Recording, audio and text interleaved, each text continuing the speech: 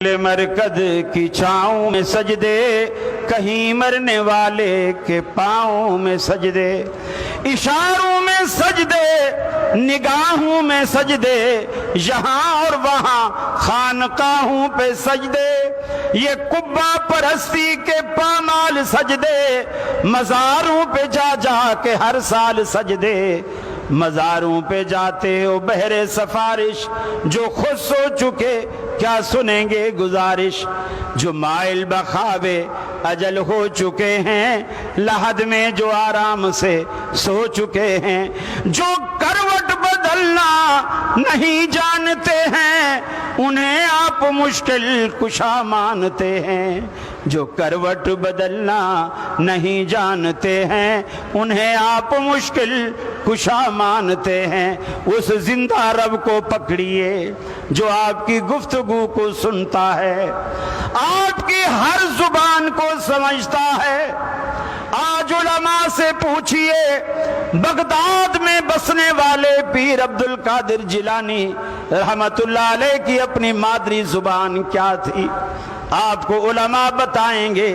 Baghdad میں بسنے والوں کی آج بھی مادری زبان عربی ہے، سو پیر صاحب کی بھی مادری زبان عربی تھی، انہیں اردو نہیں آتی، انہیں پنجابی نہیں آتی، انہیں سرائکی نہیں آتی، انہیں سندھی نہیں آتی، انہیں بلوچی اور پشتو نہیں آتی،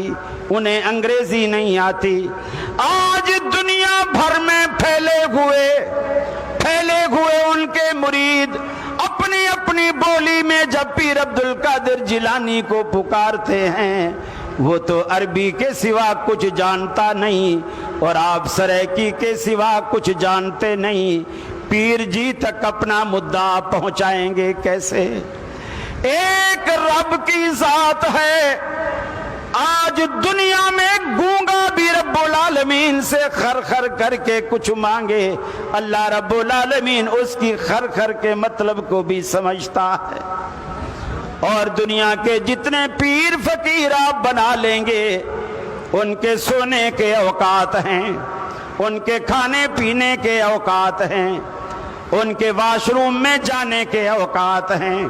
ان کے بھی یہ بیگم کے پاس وقت گزارنے کے اوقات ہیں،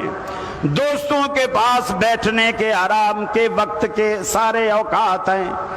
لیکن اللہ رب العالمین کو کبھی بھی پکارو نہ تو وہ آپ کی پکار سننے کے لیے سوتا ہے،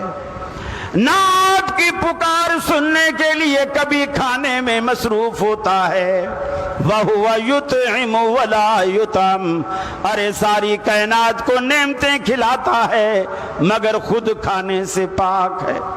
ساری کائنات کو منرل واٹر جیسی نعمتیں پلاتا ہے مگر خود پینے سے پاک ہے،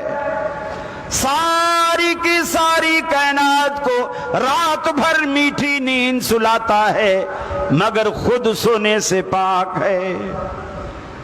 اور ایسا پاک ہے لا تأخذہ سنۃ ولا نوم، ارے نیند تو دور کی بات ہے، اسے بیٹھے بیٹھے کبھی جھٹکا نیند کا جسے آپ اونگ کہتے ہیں، اللہ اونگ سے بھی پاک ہے۔ اللہ رب العالمین کسی طرح بھی آپ سے غافل نہیں، پھر تو بھی رب العالمین سے غافل نہ ہو۔ توحید اتنا آسان سبجیکٹ ہے، آپ اس کی چھوٹی چھوٹی چیزوں پر غور کرنا شروع کیجئے، چھوٹی چھوٹی چیزوں پر غور کرنا شروع کیجئے، ہر چیز آپ کو توحید کا درس دے گی۔ آپ کی ٹیبل پر آپ کے میزبان نے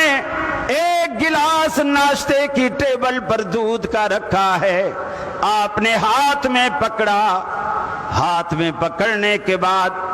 پینے سے پہلے رک کر ذرا یہ تو سوچئے،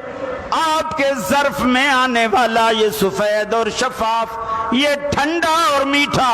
خوش ذائقہ دودھ کس نے بھیجا، کیسے بھیجا؟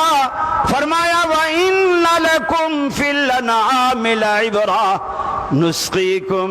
مِمَّا فِي بُطُونِهِ مِنْ بَيْنِ فَرْثٍ وَدَمٍ لَبَنًا خَالِصًا لبنن خالصا، فرمایا جو تیرے ظرف میں یہ دودھ کا گلاس آیا، اس کے پینے سے پہلے اتنا سوچ یہ کہاں سے آیا، کن پروسیس سے گزر کر یہ تیرے پاس آیا۔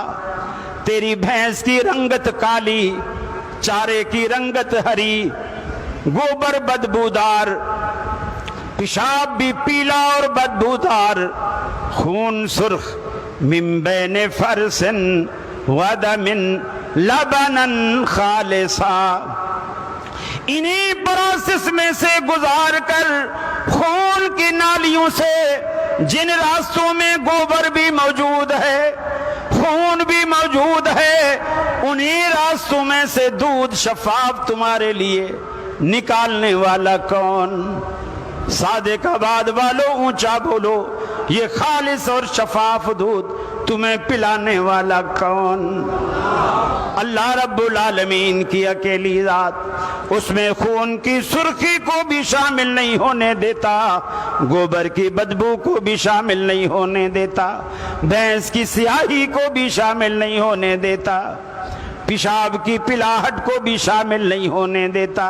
چارے کی ہریالی کو بھی شامل نہیں ہونے دیتا۔ ان تینوں منفی چیزوں میں سے نسقیکم، ہم تمہیں پلاتے ہیں، لبنن خالصا، خالص اور شفاف دودھ۔ جب تو اللہ کا دیا ہوا دودھ خالص استعمال کرتا ہے، پھر اس رب کا حق بنتا ہے کہ تو سجدہ بھی اسی کے لیے خالص کرے، تیرے سجدوں میں ملاوٹ نہ ہو،